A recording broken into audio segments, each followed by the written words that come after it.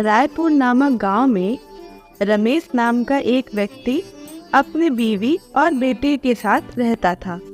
रमेश की किराने की दुकान गांव की सबसे बड़ी दुकान थी। वह दुकान काफ़ी अच्छी चलती थी क्योंकि रमेश की दुकान पर हर चीज़ अच्छी क्वालिटी की मिलती थी। रमेश की दुकान से काफ़ी अच्छी कमाई होती थी। उसका घर भी गांव का सबसे अच्छा और बड़ा घर था और घर में किसी भी चीज़ की कोई कमी नहीं थी। परंतु रमेश कभी भी अपनी दुकान से किसी को उधार पर या मुफ्त में कोई चीज़ नहीं देता था। चाहे कोई कितना भी मजबूर हो या कोई गरीब बिना पैसे के उसकी दुकान से कुछ मांग ले, पर रमेश बिना पैसे के कोई भी चीज़ नहीं देता था। एक दिन रमेश की दुकान पर उसका पड़ोसी मोहनलाल आया और उससे कुछ सामान उधार मांगने लगा।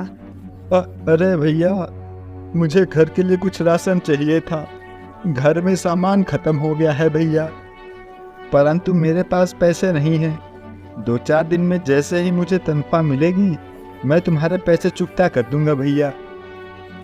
देखो भाई, मेरी दुकान पे सब चीज़ें बहुत अच्छी क्वालिटी की मिलती हैं, परंतु मैंने एक असूल बना रखा है कि मैं उधार नहीं देता, समझे? अरे भाई, मैं तो तुम्हारा पड़ोसी हूँ, क्या तुम मुझे भी उधार नहीं दोगे? तुम जानते हो कि मैं 2-4 दिन में सारे पैसे लौटा दूंगा भाई। मोहनलाल के बहुत कहने पर भी रमेश उससे उधार नहीं देता। देखो भाई, उधार के लिए मुझे माफ़ करो। जब तुम्हारे पास पैसे आए तब आके सामान ले जाना, ठीक है? गांव के लोग उसकी इस आदत से बहुत परेशान थे। वो यह जानकर भी लोगों को उधार नहीं देता। एक दिन गांव के एक बुजुर्ग रमेश को समझाते हैं। देखो बेटा मोहन, तुम्हें भगवान ने बहुत कुछ दिया है, तुम्हें थोड़ा दान पुण्य करना चाहिए बेटा। यदि तुम बड़े बड़े दान नहीं कर सकते तो कम से कम अपनी दुकान पर आने वाले ग्राहकों को ही उधार पर सामान दे के मदद कर दिया करो। वृद्ध लोग तुम्हें दुआ देंगे बेटा। रमेश सबकी बातें सुनता, परंतु वह अपने वसूल को नहीं तोड़ता। सारा गांव उसकी इस आदत को जानता था। वहीं दूसरी ओर गांव के दूसरे छोर पर एक धर्मशाला थी। धर्मशाला में दिन में कई भूखे लोग आते और उन्हें वहां भरपेट खाना मिलता। उस धर्मशाला में गरीबों के लिए मुफ्त खाना दिया जाता और बहुत से गरीब लोग रोजाना वहां से खाना खाते। उस धर्मशाला में 4 लोग खाना बनाने के लिए रखे गए थे और किशन उस धर्मशाला का संचालक था। चाहे कोई गांव का हो या गांव से बाहर का अजनबी, यदि कोई भूखा वहां आता तो उसे खाने को दिया जाता। लोग खाना खाकर बहुत सी दुआएं देकर जाते। गांव के सभी लोग वहां धर्मशाला चलाने वाले को बहुत सारी दुआएं देते थे। अरे भैया, भला हो इस धर्मशाला चलाने वाले का, जो ना जाने कितने ही भूखे लोगों का पेट रोज भरता है। इतने भूखे लोग खाना खाने के बाद उसे दुआएं देते हैं। भाई भगवान उसका भला करे। किशन उस धर्मशाला की देख रेख करता था। रमेश का बेटा ब्रिजेश गांव के स्कूल में 10वीं कक्षा में पढ़ता था। रमेश ने घर में कोई कमी नहीं रखी हुई थी, परंतु उसकी बीवी रचना और उसका बेटा ब्रिजेश उससे इस बात से नाराज रहते थे कि इतना पैसा होते हुए भी किसी प्रकार का दान नहीं करता। एक दिन ब्रिजेश अपनी माँ से कहता है, माँ, भगवान ने पिताजी को कितना पैसा दिया है, उन्हें चाहिए कि थोड़ा बहुत दान किया करें। गांव में लोग उनके बारे में बहुत उल्टी सीधी बातें करते हैं। हाँ बेटा, मैं भी उन्हें कई बार समझा चुकी हूँ, परंतु मेरी बात वह बिल्कुल नहीं सुनते हैं। अब देखो, गांव की दूसरे छोर पर जो धर्मशाला है वहाँ कितना दान पुण्य जाता है और कितने भूखे लोग रोजाना वहाँ खाना खाते हैं। उतना दान ना सही, परंतु थोड़ा बहुत धन तो तुम्हारे पिताजी को भी करना चाहिए। इससे लोगों की दुआएं मिलती हैं और कितना नाम होता है। तभी रमेश वहाँ आ जाता है और उनकी बातें सुन लेता है।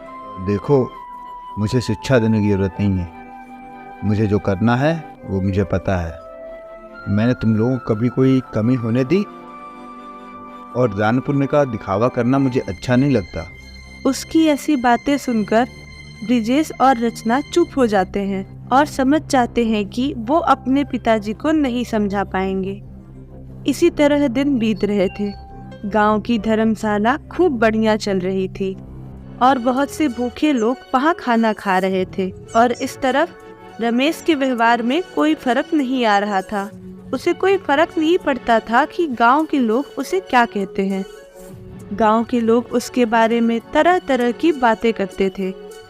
कितना कंजूस है भाई, हैं? भगवान को ना मानने वाला आदमी है भैया। हैं?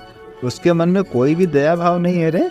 अरे ये कभी भी किसी को बिना पैसे कुछ भी नहीं देता। बताओ, भगवान ना करे इस पर यदि कोई संकट आ गया तो ये किसी की दुआओं में भी नहीं आएगा। हैं? एक दिन अचानक रमेश की तबीयत खराब हो जाती है और वह दुकान पर ही बेहोश होकर गिर जाता है। दुकान पर खड़े ग्राहक तुरंत उसे अस्पताल लेकर जाते हैं, जहां डॉक्टर उसे जांच करने के बाद बताता है कि उसे लकवा मार गया है। अब रमेश ना ही बोल सकता था और ना ही चल फिर सकता था। गांव में रमेश के बीमार होने की खबर आग की तरह फैल जाती है। सभी लोग उसके बारे में बातें करने लगते हैं। कुछ लोग कहते हैं, अरे भाई, अगर इसने कुछ दान पुण्य किया होता है तो आज किसी की इसे दुआ भी लग जाती है कि नहीं? परंतु इसने तो कभी किसी की मदद नहीं की भैया, है? और ना ही कभी एक पैसे की चीज किसी को मुफ्त में दी है। अब तो भगवान ही इसका मालिक है भाई। रमेश के इस तरह बीमार हो जाने के बाद दुकान पर काफी नुकसान होने लगा और गोदाम में पड़ा सामान भी खराब होने के कगार पर आ गया। रमेश कुछ बोल नहीं पा रहा था, जिससे कि वह अपने बेटे को कुछ समझा पाता। वह कुछ कहना चाहता था, परंतु वह लाचार था। रचना अपने बेटे ब्रिजेश से कहती है, बेटा, तुम्हारे पिताजी तो अब बिस्तर पर पड़ गए हैं। उनका दुकान पर जाना नामुमकिन है। अब तुम्हें ही दुकान संभालनी होगी, वरना हमें बहुत घाटा हो जाएगा। हाँ माँ, मैं भी यही सोच रहा था। अब दुकान पर मुझे ही जाना पड़ेगा, वरना इस तरह तो सारा सामान खराब हो जाएगा, और फिर घर खर्च और पिताजी के इलाज के लिए भी तो पैसा चाहिए ना। मैं कल ही दुकान पर जाकर सब कुछ देखता हूँ। रमेश के बीमार होने के कुछ दिनों बाद गांव की धर्मशाला भी बंद हो जाती है। किशन वहां ताला लगाकर कहीं चला जाता है। सभी लोग बहुत हैरान होते हैं। इतने सालों से यह धर्मशाला एक दिन भी बंद नहीं हुई, परंतु अचानक ऐसा क्या हो गया जो इस धर्मशाला पर ताला लग गया? गांव वाले सोच सोचकर बहुत परेशान थे, परंतु वह पूछते भी तो किससे पूछते? अब धर्मशाला पर कोई भी व्यक्ति नहीं था। उधर ब्रिजेश अपने पिताजी की दुकान पर काम करने लगा और उसने दोबारा से दुकान संभाल ली। ब्रिजेश पढ़ा लिखा था, इसलिए सभी बही खाते और हिसाब आसानी से समझ गया था। उनकी दुकान पर एक पुराना वफादार नौकर था, जो उसके पिताजी के पास काफी सालों से काम कर रहा था। ब्रिजेश पुराना बही खाता देख रहा था। तभी उसकी नज़र एक पन्ने पर पड़ी, जिस पर किशन का नाम लिखा हुआ था और नीचे हिसाब में कुछ रुपयों का जोड़ तोड़ था। वह बहुत हैरानी से देखने लगा। आखिर धर्मशाला वाले किशन का पिताजी से क्या लेना देना? काफी सोचने के बाद भी उसे कुछ समझ में नहीं आया। आखिरकार उसने उस पुराने वफादार नौकर को बुलाया और उससे पूछा, क्या आप जानते हैं कि धर्मशाला बनाने वाले किशन को पिताजी हर महीने इतने पैसे क्यों देते थे? नौकर चुपचाप सर झुकाए खड़ा रहा और कुछ नहीं बोला। ब्रिजेश के दोबारा जोर देने पर उसने बताया, बेटा, मैं तुम्हारे पिताजी के साथ बहुत सालों से काम कर रहा हूँ। वो एक बहुत ही अच्छे इंसान हैं। वो हम सभी नौकरों का बहुत अच्छा ख्याल रखते थे और हमें अच्छी तनख्वाह देते थे, और ज़रूरत पड़ने पर वो हमारी मदद भी किया करते थे।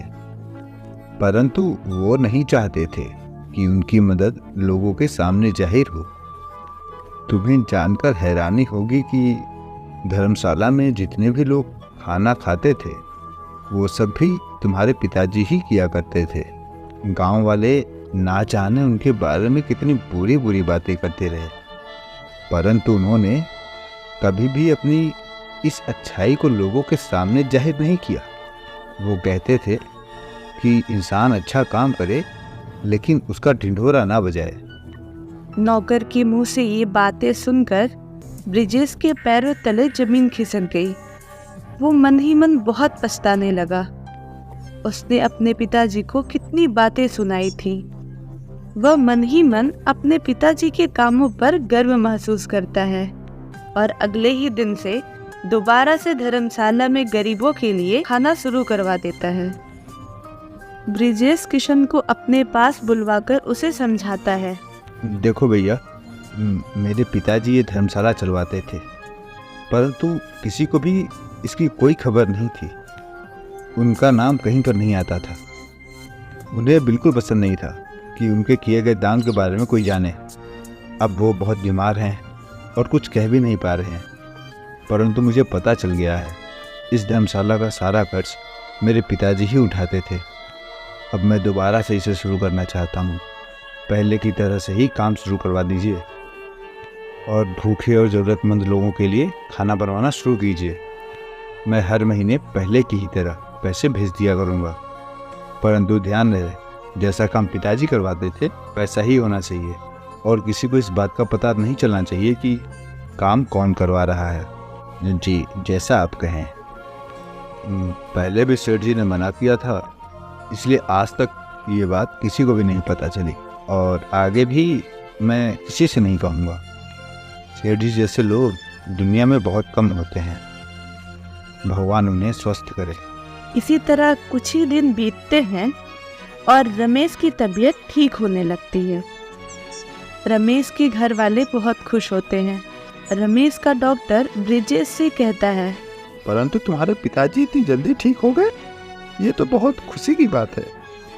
ये तो एक चमत्कार से कम नहीं है। ऐसे मरीज मैंने ठीक होते नहीं देखे। ब्रिजेश मन ही मन समझ गया था। आखिर नेकी का फल कभी न कभी तो मिलता ही है। मेरे पिताजी ने न जाने कितने गरीबों और भूखे लोगों को खाना खिलाया, जिनकी दुआएं उन्हें लगी, और आज वो बिल्कुल स्वस्थ हो गए हैं। इसके बाद रमेश और उसके बेटे ब्रिजेश के अलावा यह बात कोई नहीं जानता था कि धर्मशाला में खाना कौन भेजता है। धर्मशाला पहले ही की तरह रोजाना भूखे लोगों का पेट भरना शुरू कर देती है। रमेश पहले की ही तरह धर्मशाला चलाता रहता है, परंतु गांव में अभी भी किसी को नहीं पता था कि वहां का खर्चा आखिर कौन उठाता है।